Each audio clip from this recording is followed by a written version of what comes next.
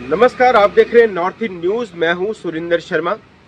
पुंछ हमले को लेकर अगर हम बात करें तो पुंछ हमले में जिसमें हमारे 5 जवान शहीद हो गए थे, उसको लेकर उस हमले को लेकर जो तमाम कड़ियां हैं उनको जोड़ने में हमारी जो सुरक्षा एजेंसियां हैं वो इस वक्त जुटी हुई हैं। और अब तक जो है वो कुछ लोगों को, करीब आधा दर्जन भर लोगों को जो है वो पूछताछ के लिए डिटेन किया गया है। इसके अलावा उनसे जो है वो जो कुछ भी खुलासे हुए हैं उन कड़ियों को वो जोड़ने की जो कोशिश है वो हमारी सुरक्षा एजेंसियां कर रही हैं। और पुंछ हमले में अब सीधे तौर पर ये बात तो साफ हो गई है कि इस हमले में पूरी तरह से पाकिस्तान का हाथ रहा है। और पाकिस्तान में से ऑपरेट करने वाले जैश ए मोहम्मद के जो माउथपीस है PAFF,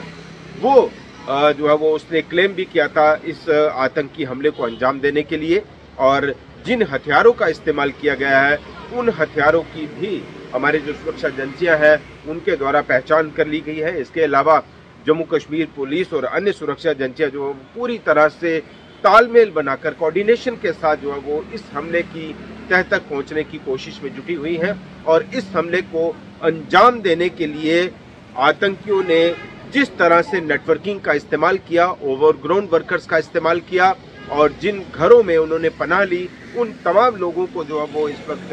पुलिस द्वारा डिटेन किया गया है और उनसे पूछताछ जो है वो जारी है। और उनसे भी सुरक्षा एजेंसियों को कई अहम सुराग जो है वो हाथ लगे हैं। और लगातार हम अगर बयान देखें जम्मू कश्मीर पुलिस के आला अधिकारियों के, तो ये माना जा रहा है कि इस दिशा में इस आतंकी हमले को अंजाम देने वालों के खिलाफ जो है वो कड़ी कार्रवाई जो है वो की जाएगी। और इस दिशा में सुरक्षा एजेंसियों द्वारा ऑपरेशन ऑल आउट जो है वो भी शुरू कर दिया गया है। इसके साथ साथ ही आपको याद होगा कि जो तमाम सुरक्षा एजेंसियों में एक बेहतर कोऑर्डिनेशन बनाने के लिए समय समय पर इस तरह के जो रिव्यू है वो किए जाते हैं। और आपको याद होगा कि राजौरी डांगरी में जो आतंकी हमला हुआ था, उस आतंकी हमले के बाद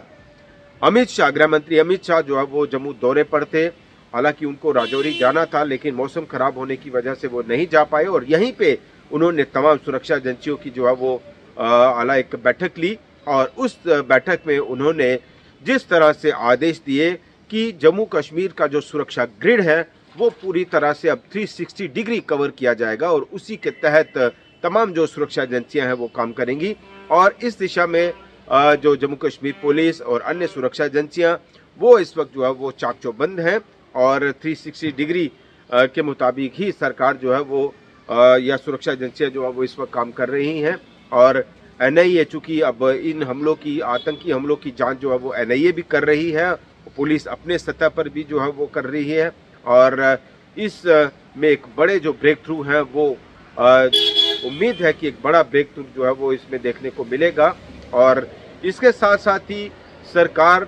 ये भी देख रही है कि जम्मू कश्मीर में जो आतंकी संगठन ओवरग्राउंड नेटवर्क के साथ, ओवरग्राउंड वर्किंग के साथ जो है वो नेटवर्किंग बनाने में कामयाब हो रहे हैं। और इस दिशा में जो उनको मैसेज पास होते हैं और जिन मोबाइल ऐप्स का इस्तेमाल किया जाता है उन मोबाइल ऐप्स को भी बीते दिन करीब 14 ऐसे मोबाइल ऐप्स को भी ब्लॉक कर दिया गया। यानी जम्मू कश्मीर में आतंकी नेटवर्क को खत्म करने के लिए, चाहे वो आतंकी जो संगठन है और उनसे जुड़े हुए जो लोग हैं,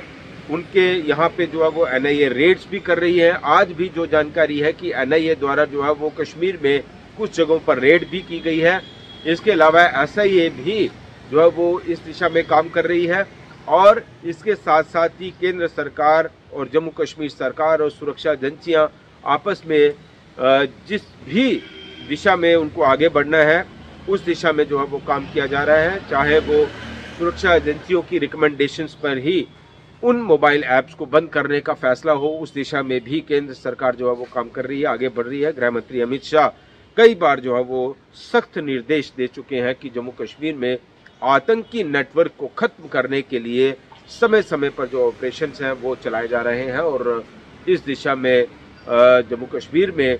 जो आतंक का सफाया करने के लिए जो है वो सुरक्षा एजेंसियों को खुली छूट दी गई है और खुला हाथ जो है वो सुरक्षा एजेंसियों को दिया हुआ है। और एक बेहतर कोऑर्डिनेशन के साथ जो है वो जम्मू कश्मीर में सुरक्षा हालात की अगर हम बात करें, जैसा पिछले दिनों हमने देखा कि टारगेट किलिंग के मामले जो है वो लगातार बढ़े थे,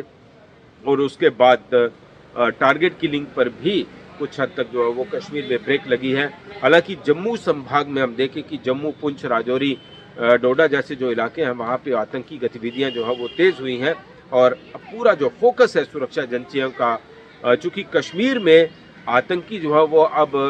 अपनी अपनी जो हरकतें हैं उनको अंजाम देने में नाकाम साबित हो रहे हैं और कश्मीर में जो सुरक्षा एजेंसियों का जो शिकंजा है वो पूरी तरह से कसा हुआ है और इसीलिए अब आतंकी संगठनों का जो फोकस है वो जम्मू है और जम्मू संभाग में जो खास करके जो पुंछ, राजौरी जैसे जो इलाके हैं वहाँ पे है और इसीलिए अब सुरक्षा एजेंसियों का भी पूरा जो टारगेट है, पूरा जो फोकस है वो जम्मू, पुंछ, राजौरी जैसे इलाकों में है। क्योंकि सुरक्षा एजेंसियों को पहले से ही ये लगातार इनपुट मिल रहे थे कि अब जम्मू डिवीजन के इन इलाकों में जो आतंकियों की कोशिश है कि वहां पे दोबारा से आतंकवादी गतिविधियों और घटनाओं को अंजाम दिया जाए और इसी के चलते सुरक्षा तंत्र को भी रिव्यू किया जा रहा है। और ओवरऑल अगर हम बात करें पुंछ हमले की, तो पुंछ हमले में भी सुरक्षा एजेंसियों का बार बार ये कहना है और मानना है, खास करके जम्मू कश्मीर पुलिस के आला अधिकारियों का, कि इस दिशा में जो पुलिस है और सुरक्षा एजेंसियां हैं वो ठोस कार्रवाई में जुटी हुई हैं